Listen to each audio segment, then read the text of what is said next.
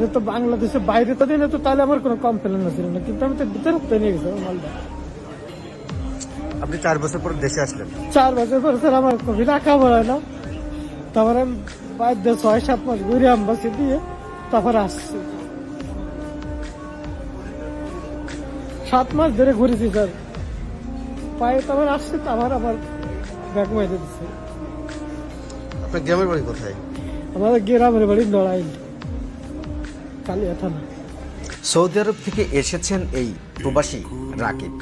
এরপর হযরত শাহজালাল আন্তর্জাতিক বিমানবন্দরে আসার পরে লাগেজ বেল্ট থেকে অন্য একজন তার লাগেজগুলো চুরি করে নিয়ে যায়। সেই লাগেজের মধ্যে রয়েছে 7.5 লাখ টাকা এবং প্রয়োজনীয় জিনিসপত্র।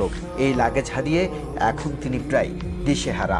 আমরা শুনবো কিভাবে তার লাগেজটি চুরি হয়ে গেল আর কি রয়েছে তার সেই লাগেজটিতে। কোন দেশ থেকে আসছেন আপনি? আমি সৌদি আরব থেকে আসছি। কখন আসছেন? আসছি নামছি 3টের সময়। 3টা মানে দুপুর 3টার সময়। জি।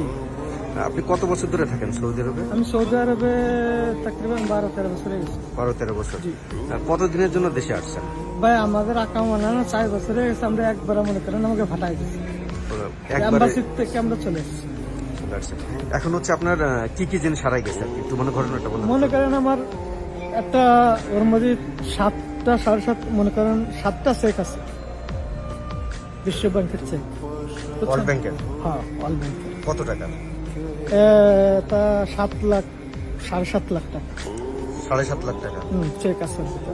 আপনার মানে লাগেজ হারাইছে নাকি মানে কি কি হারাইছে? টলি মাল জিনিস যা ছিল সবকিছু, ধরেন ওর মধ্যে মাল জিনিস ওই মানে ওই ব্যাগের মধ্যে আমি নিয়ে আসছি, পেপার টেপার যা ছিল। ঠিক আছে, কি কি ছিল একটু বলেন। কাপড় চোপড় ধরেন কোট মোট অনেক কিছু আসছিল মারতে। বাস আমি খালি গিয়েছি আর অমনি আমার মাল, আমি 2 মিনিট হয়নি, বাস আমি ফিরতে ফিরতে আমার মাল নেই। কোন জায়গা থেকে হারাইছে এটা? ও 8 নম্বর 7 নম্বর 9 নম্বর। মানে লাগেজ বেল্ট থেকে? হ্যাঁ, লাগেজ বেল্ট। আপনি কি কারোর কাছে কোনো অভিযোগ দিয়েছেন? আমি ওই জায়গাতে ঘুরেছি অনেকজনে, কেউ যাত্রী দিচ্ছে না, কাই ও তুই ব্যাগ নিয়ে কোন, তুই আরেকজনের ব্যাগ নিতে পারবি না। আমি আমার ব্যাগ উত্তর নিয়ে গেছে, আমি সত্যি কথা বলছি, আমি ব্যাগ একটা সে নিয়ে গেছে, আমার ব্যাগ থেকে আর একটা ব্যাগ পেয়ে গেছে, তার সে ব্যাগটা নিয়ে রাখে দিচ্ছে আমার। মানে যে নিয়ে গেছে? হ্যাঁ, ও এগুলো কি তার ব্যাগ? না, এগুলো আমার ব্যাগ। সে মানে ওর একটা টলি, হাত টলিটা সে রেখে গেছে। সে হাতছড়িটা করলো? সে হাত টলিটা ওই জায়গা আমার থেকে রেখে গেছে, মানে কাস্টমসে রেখে দিছে। কাস্টম না কি ওটা আমি বলতে পারবো না। ওই যে মুরব্বী কাকু, উনি বললো কি যে এই জায়গা তোমার থুয়ে আছে, তুমি নিয়ে যেতে পারবো না, তা আমি ওই জায়গা থুয়ে আসছি। এখন আপনি কি বলতে চাচ্ছেন? এখন আমার মাল তো স্যার যে কোনো আমার মাল তো পাই দিতে হবে নাকি?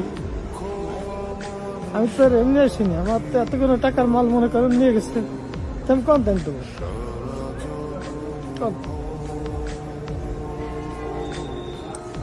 কত সালে গিয়েছিলেন সৌদি? আমি মুমকিন তাকরিবান 4 সাল 3 সাল এরকম। 2004 সালে? জি। কত বছর পরে তাহলে দেশে আসে? মানে আমি আগে আসছি কয়বার, কিন্তু এই যে এটা 4 বছর পরে আসছে। আমার কবির আঁকা মনে না, গেছি পরে আঁকা মনে না, 4 বছর ধরে কবির কই যে তুই আর তাও করে না। পরে 6-7 মাস ঘুরে এম্বাসিতে আমাকে যাতে 50-100 টাকা খরচ হয়, সে যায় 6-7 মাস ধরে খালি কুত্তা যেমন করে এরকম আমাকে খালি ঘুরো। পরে 6-7 মাস পরে পরে আমি আসছি, পেপার পাই আসছে, আসলে পরে আমার লাগেজ দুটো নিয়ে গেল। তখন আমি একটা দুধ কিনছি এয়ারপোর্টের ভিতর থেকে, সৌদি আরবের একটা ট্যাঙ্ক কিনেছিলাম মালটার, ওই ব্যাগটা আমি এরকম ছুঁয়ে আমি গেছি আর আমার ব্যাগটা সহজ চুরিয়ে লেগেছে। আর কি কি ছিল ওর মধ্যে অনেক কাপড় চোপড়, ওই যে যেরকম বললাম আপনার, আমার ওই অ্যাকাউন্ট সবকিছু রয়েছে, কাপড় চোপড় রয়েছে, অনেক কিছু মাল আছে। তো তার আমি মনে করি একটা ব্যাগের মধ্যে 7-8 কিলো মাল, তার সবকিছু হিসেব করে পারা যাবে, কাপড় চোপড় অনেক কিছু এরকম বড়। সব মিলে কত টাকার জিনিস হবে আর কি? ভাই টাকা তো মাল জিনিস তেমন বেশি না, 2000 টাকা, হয়তো 500-1000 এরকম। এখন উনি আমার করে পরে ধরেন ওই ডে আমার বড়, বুঝছেন, মানে 7 লাখ টাকার যে চেক? হ্যাঁ, চেকটাই আমার, অন্য কোনো সমস্যা ধরেন আমার কি নাম? এটিএমে আসছি, আমি অভিযোগ জানাইছি, আশা করি আমার ব্যাগ খুঁজে পাবো। ইনশাল্লাহ আপনারা খুঁজে দেবেন, সেটাই দোয়া করি। ইনশাল্লাহ। আসসালামু আলাইকুম।